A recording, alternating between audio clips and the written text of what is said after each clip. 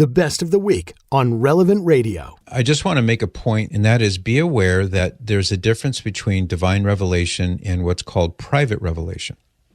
Divine revelation is bona fide, absolute, inspired revelation from God through the Holy Bible, through apostolic tradition. And it is required. It's mandatory. You can't say, well, I like all the oral tradition, but I don't like the Bible, so I'm not going to listen to what the Bible says. You can't say that as a Catholic. We are obligated to pay attention to and to heed and to believe in and obey divine revelation.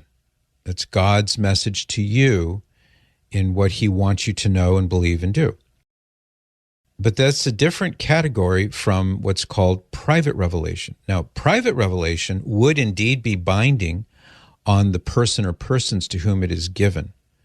So if the Lord were to give to, let's say, 3 shepherd children in the middle of nowhere in Portugal in 1917 and say the Blessed Virgin Mary appears to them and gives them messages, and over the course of 6 months, let's just say, successive messages and information and prophecies culminating in a mind-bending miracle where all the people who had assembled, who were thinking, well, this may indeed be the apparitions of Our Lady, and they were there and they were curious. Some were doubtful, some were skeptics, some were scoffers, some were true blue believers. You had a mix. And they were there, let's just say on October the 17th, 1917, just to, pull something out of the air. And then there's this huge miracle that 70-some thousand people see, including atheists and Freemasons and communists. And it's reported in the newspapers as far away as Lisbon. I mean, that's an example of private revelation. And it would be incumbent solely upon those 3 shepherd children to accept this and believe this if the Mother of God is appearing to them.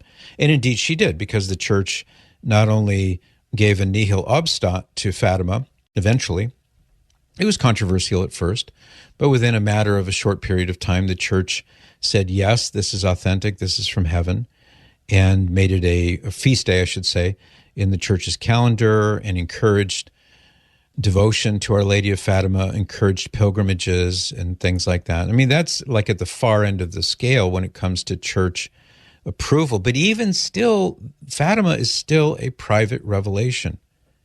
I think personally, one would be unwise to ignore the private revelations that were given at Fatima in 1917. I think word to the wise that you do well to pay attention to this. Doesn't mean you have to go there. Cyrus, have you ever made a pilgrimage to Fatima? I have not, no. How come? How come you haven't gone to Fatima yet? I'm sorry. I'm role-playing here. But the point is, you don't have to go to Fatima to make a pilgrimage. I think you would be, and I don't mean you personally, Cyrus, just you rhetorically would be unwise to ignore this church-approved apparition. Keep in mind, Medjugorje is not, quote-unquote, church-approved. There's a cautious nihil obstat. Again, that's the Latin phrase that means nothing stands in the way at this point of people making pilgrimages and things like that. And the way this trajectory looks, I would guess that eventually it could end up in a formal church approval, but that hasn't happened yet. So we have to take things as they come. But if you or your next door neighbor or the guy down the street never made a pilgrimage to Fatima, that's okay.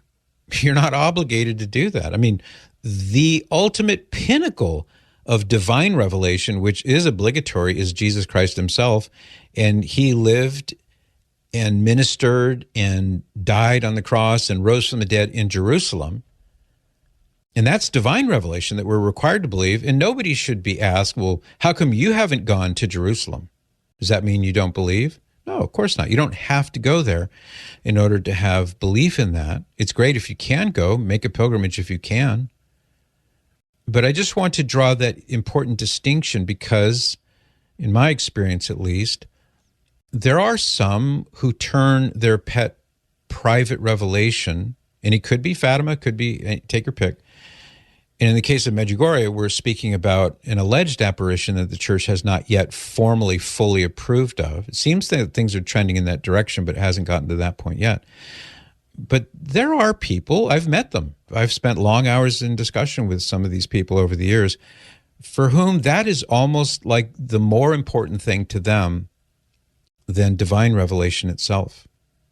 Their favorite devotion, their favorite seer, their favorite private apparition, that kind of thing. And that would be a very unhealthy imbalance. And the church says this, and the church reminds us that people are not obliged. So I don't want you to feel guilty if somebody says to you, how come you haven't made a pilgrimage there, huh? How come? Why?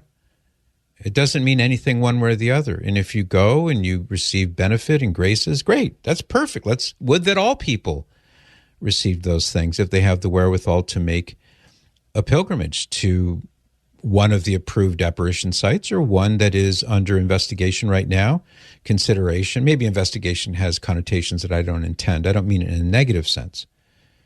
But if things are trending in a positive direction at Medjugorje, the church is saying, you're free to go. You're free to make a pilgrimage. You're free to receive graces. Whatever God may have in store for you there, you're free to do that. And that's the key. Don't let anyone ever guilt you into thinking, well, you have to follow this or you have to follow that seer or you've got to, you know what I'm saying? Because that's not what the church teaches. I think I can leave it at that. You can join me by listening to The Patrick Madrid Show on the Relevant Radio app, live each weekday at 8 to 11 a.m. And thanks for listening.